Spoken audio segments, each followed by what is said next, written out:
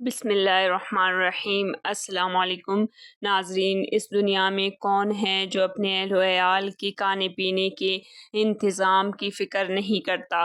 بعض بے حس افراد کو چھوڑ کر تقریباً ہر شخص کی معاشی دوڑ دھوپ کا اصل مقصد یہی ہوتا ہے کہ اس کے اہل و عیال خوشحالی اور فراغت کی زندگی بسر کرے، لیکن یہ بات بہت کم لوگوں کو معلوم ہے کہ اپنے اہل و عیال کی جائز ضروریات پر روپیہ پیسے خرچ کرنا بہت ثواب کا کام ہے۔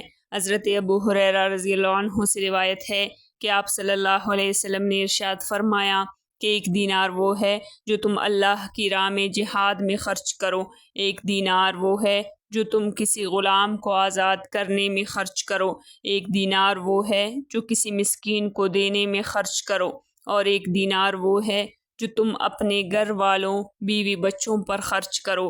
ان میں سب سے زیادہ ثواب اس دینار کا ہے جو تم اپنے گھر والوں پر خرچ کرو۔ اس حدیث میں آپ صلی اللہ علیہ وسلم نے گھر والوں پر خرچ کرنے کو دوسرے مصارف خیر پر خرچ کرنے سے افضل قرار دیا ہے۔ اس کی وجہ یہ ہے کہ گھر والوں کا نفقہ انسان کے ذمہ فرض ہے اور دوسرے مصارف خیر نفلی نوعیت کے ہے، اور ظاہر ہے کہ فرض کی ادائیگی کا ثواب نفل کے مقابلے میں زیادہ ہوتا ہے۔ اسی سے یہ بات بھی معلوم ہو گئی کہ گھر والوں پر خرچ کرنا اس وقت زیادہ ثواب کا حامل ہے جب گھر والے ضرورت مند ہو، لیکن اگر ان کی ضروریات مناسب طریقے پر پوری کی جا چکی ہو تو اس وقت دوسرے پر خرچ کرنے میں زیادہ ثواب ہوگا۔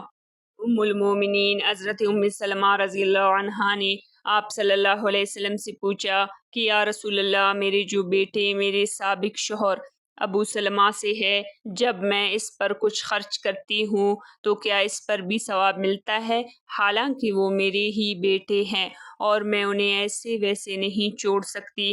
آپ صلی اللہ علیہ وسلم نے فرمایا، ہاں، تمہیں ان پر خرچ کرنے کا ثواب بھی ملے گا۔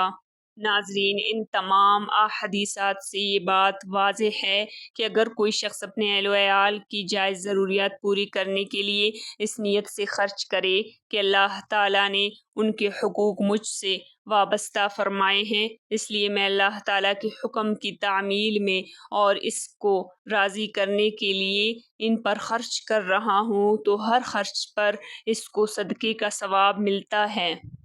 ناظرین، اللہ تعالیٰ کی شان کریمی کا کیا ٹھکانہ ہے کہ جو کام انسان خود اپنے دل کی تڑپ کو پورا کرنے کے لیے کرتا ہی ہے، اس کو بھی ذرا سے زاویہ نظر کی تبدیلی سے اتنے اجر و ثواب کا موجب بنا دیا کہ دوسرے صدقات اور مصارف خیر سے بھی اس کا ثواب بڑھ گیا۔ لہٰذا اہل و عیال کی جائز ضروریات کو پورا کرنے کے لیے اللہ تعالیٰ کی رضامندی کے خاطر خوب خوش دلی سے خرچ کرنا چاہیے اور اس میں ہاتھ اور دل کو تنگ نہ رکھنا چاہیے۔ ناظرین، آج کی ویڈیو میں اتنا ہی۔ مزید اسلامی معلومات کے لیے چینل کو سبسکرائب کریں۔ جزاک اللہ۔